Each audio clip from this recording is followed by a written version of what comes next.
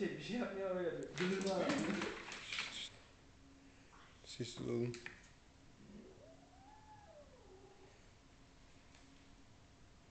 Kızım.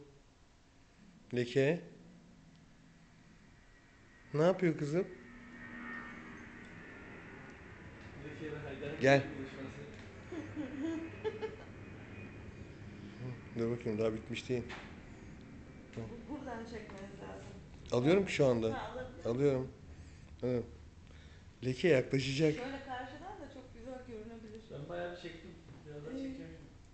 Yaklaşabiliriz. Leke'nin niyeti yok. Aha, Haydar peşine gidiyor. O peşine gidiyor. Bakıyor mu bak. Lan Tom ve Jerry gibisiniz ha.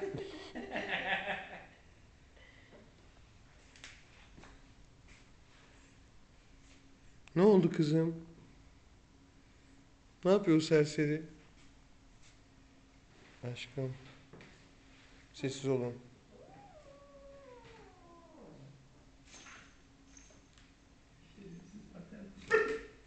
Kızıma öyle şeyler yapma, kızar bak.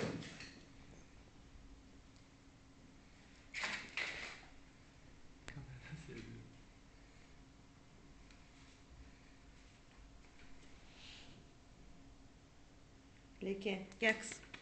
Gel Leke. Leke gel kız. Leke. Leke. Haydar.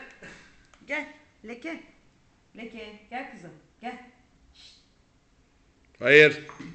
Hayır. Gel. Gel gel. Gel kızım sen gel. Leke yalnız oynuyor. Evet. Kuyruğa bak. Bayıldı. Sayıtları. Gel. Tamam, yeter. Gel sen.